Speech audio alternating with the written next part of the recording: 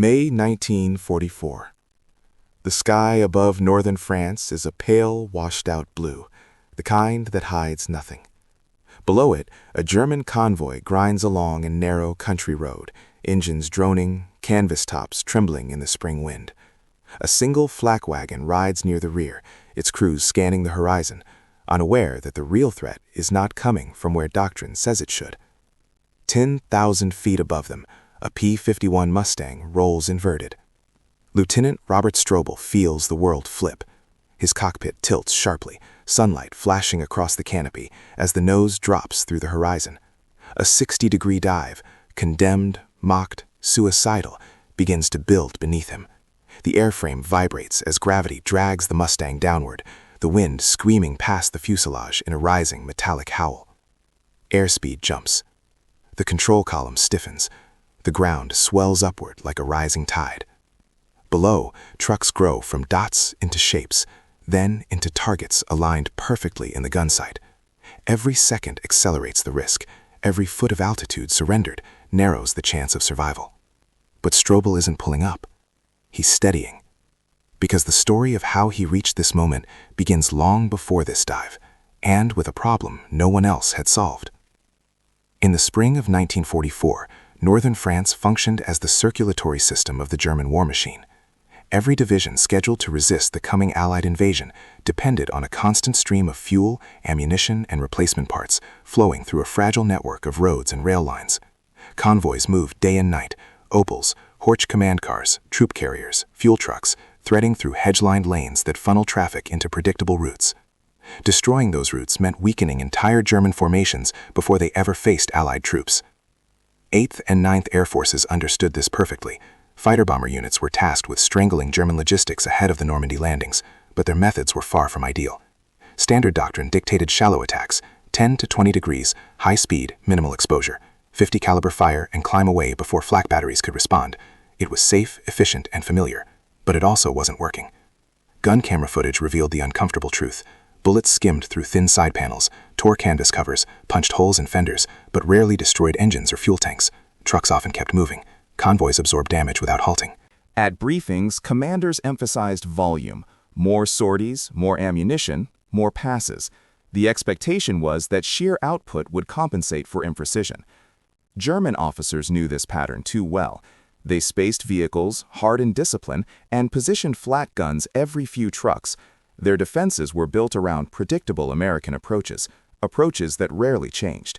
The skies were busy, the roads crowded, and yet the convoys continued reaching the front. And in this growing tension between doctrine and results, a handful of pilots began questioning whether the accepted geometry of attack was fundamentally flawed. Robert Strode was not a pilot who drew attention. 22 years old, soft-spoken, steady-handed, he approached flying the way he approached everything, quietly, methodically, with an instinctive feel for angles and timing. Growing up on an Ohio farm, he had spent his youth studying the practical geometry of machines, the descent of grain through chutes, the tension of cables, and the way a combine's blade angle determined the efficiency of a harvest. Nothing theoretical, just physics he could see. By early 1944, Strobel was flying with the 361st Fighter Group out of Bottisham, England. The P-51 Mustang had revolutionized escort duties with its range and high-altitude performance. But down low, where convoys had to be attacked, it behaved like any other single-engine fighter facing the raw mathematics of ground strafing.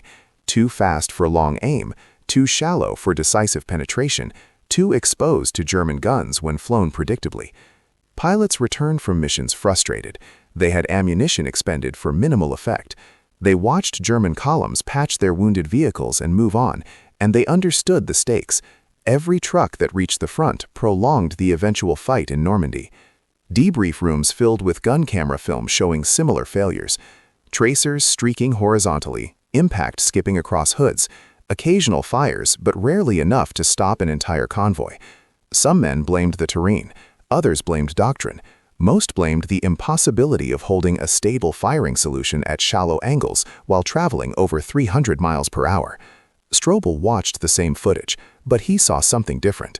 The problem wasn't courage, firepower, or pilot skill. It was geometry. A shallow attack gave no dwell time. A steep one might, but steep dives were considered dangerous, even irresponsible. Manuals warned against them, instructors dismissed them.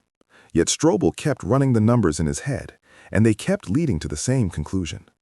For fighter pilots in 1944, fear didn't always present itself as panic. More often, it came disguised as doctrine. Rules repeated so consistently they became instinct.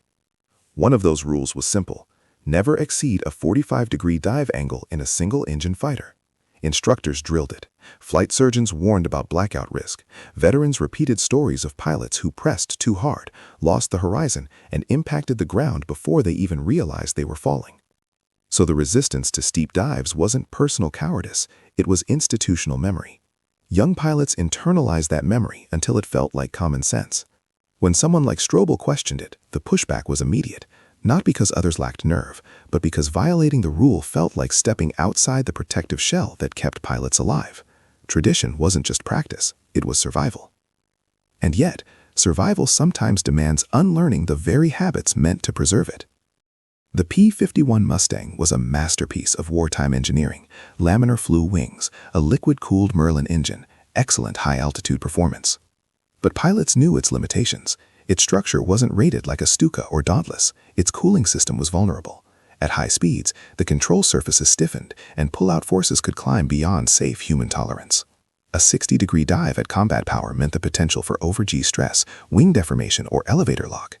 Engineers wrote warnings into manuals for a reason. The plane was built to escort bombers, not imitate a purpose-built dive bomber. But what the manuals didn't fully account for was how the airframe behaved when handled deliberately, with precise throttle and trim control.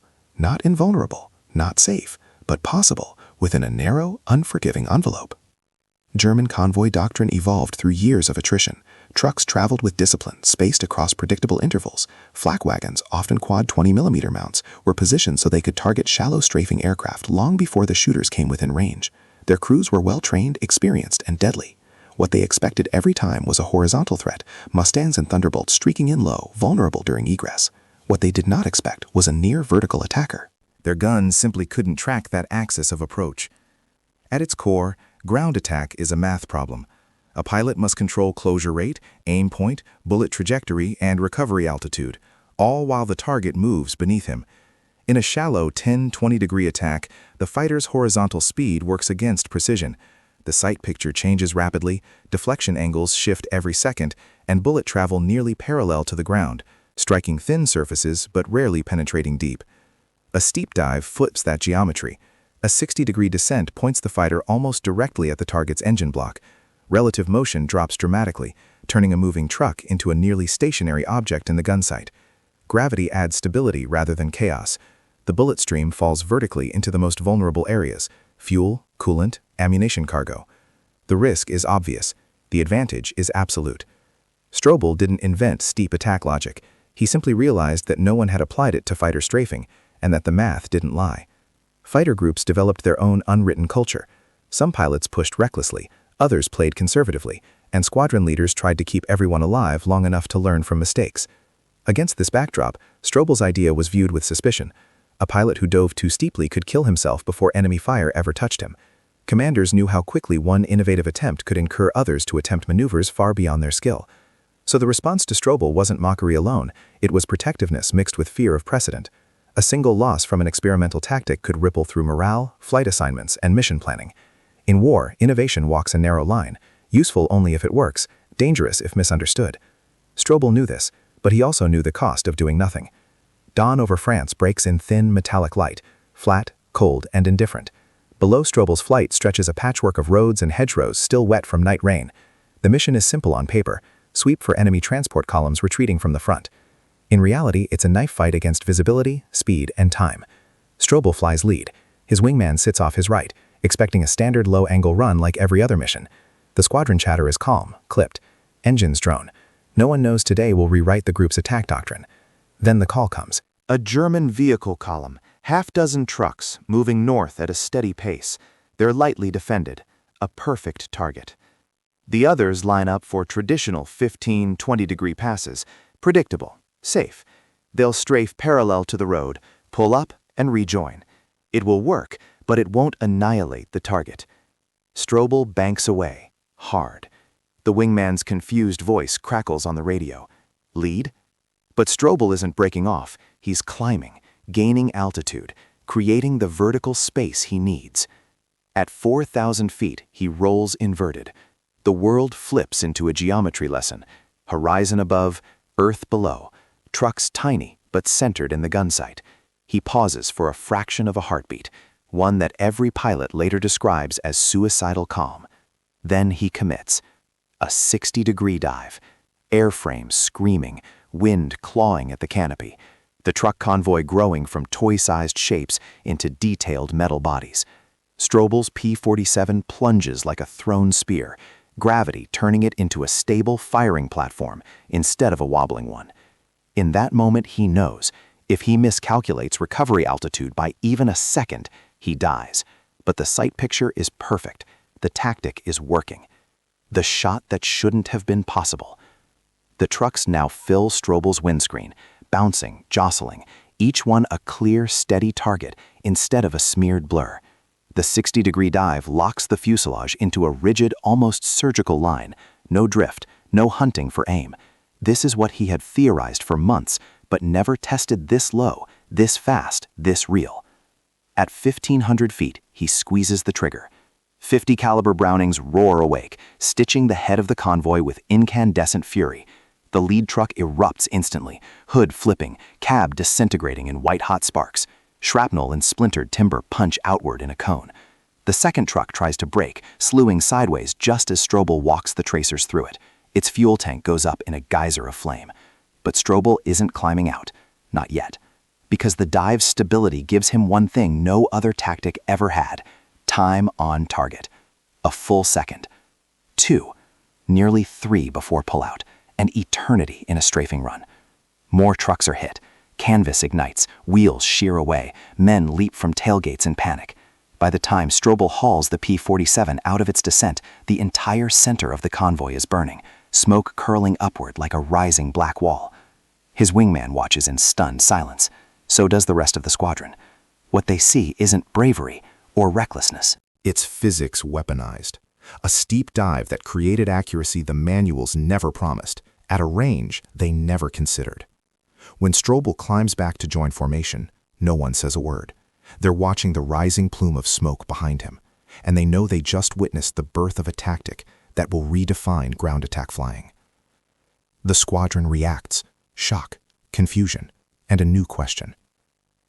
The formation flies in silence for nearly a minute.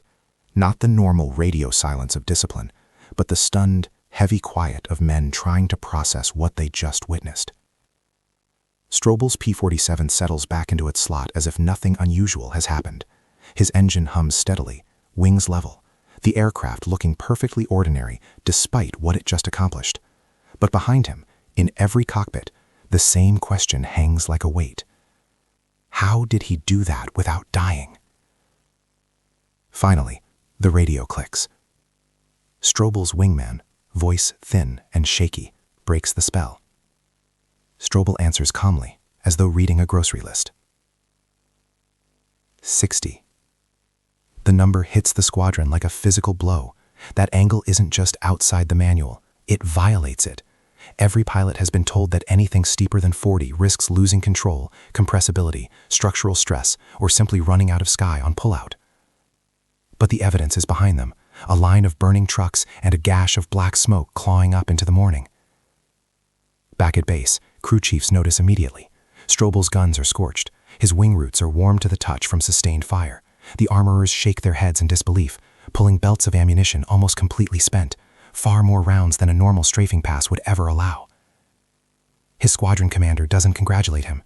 He just stares at the mission film, replaying the impossible, a stable, needle-straight dive, perfect aim, and a pullout that looks almost graceful. The room fills with an unspoken realization. If this works, it changes everything. Validation, adoption, and the quiet revolution in ground attack flying. Word spreads quickly, first among the pilots of the 405th Fighter Group, then across other units flying the same missions over France. But rumors turn into film. Film turn into briefings. And briefings turn into doctrine. During the next missions, a few brave pilots try it, cautious at first, easing into 45, then 50. The results are immediate. Trucks that once required 2 or 3 passes erupt on the first. Armor that used to escape into the hedgerows is trapped and destroyed before it can disperse. Retreating columns that relied on the gaps between low-angle runs now have no window to escape. By late summer 1944, entire squadrons are practicing the method Strobel pioneered, the steep approach. A dive so sharp it feels like flying down the inside of a well. Intelligence reports confirm what pilots see firsthand. German units begin abandoning certain roads entirely during daylight. Flak gunners, trained to lead shallow strafing passes, now struggle to track aircraft diving almost vertically. But success comes with a cost. Pilots must master the tactic or die trying. Too steep, and recovery is impossible. Too shallow, and accuracy drops back to the old limitations. The margin is razor thin, and everyone knows it. Still, the method spreads, quietly, without fanfare, until by the time the Allies push into Germany, steep-angle strafing is no longer a risky experiment. It's the new standard. In war, innovation rarely arrives with fanfare. It slips in quietly, tested in silence, measured in inches and seconds, validated only by results. Strobel's dive was not a story of reckless heroism. It was a story of geometry, timing, and patience. A young pilot, raised on practical angles of grain chutes and farm machinery, translated that understanding into the deadly calculus of combat.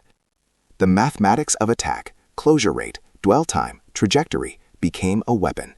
A maneuver once deemed suicidal became the most efficient way to destroy enemy logistics. 12 trucks in 18 seconds, not through luck, not through brute force, but through precision and discipline. The enemy could not adapt fast enough. Convoys stalled, fuel failed to reach the front, divisions slowed, immobilized by physics and understanding rather than bullets alone. Strobel returned home after the war and never flew again. He did not write doctrine, receive medals, or appear in headlines. He went back to farming, teaching his sons about angles, patience, and problem-solving, the same principles that once turned a fighter into a precision instrument. Yet in the cockpits of fighter bombers for decades, the principle endured. When doctrine fails, measure, calculate, and test. The most dangerous path is sometimes the one others refuse to consider.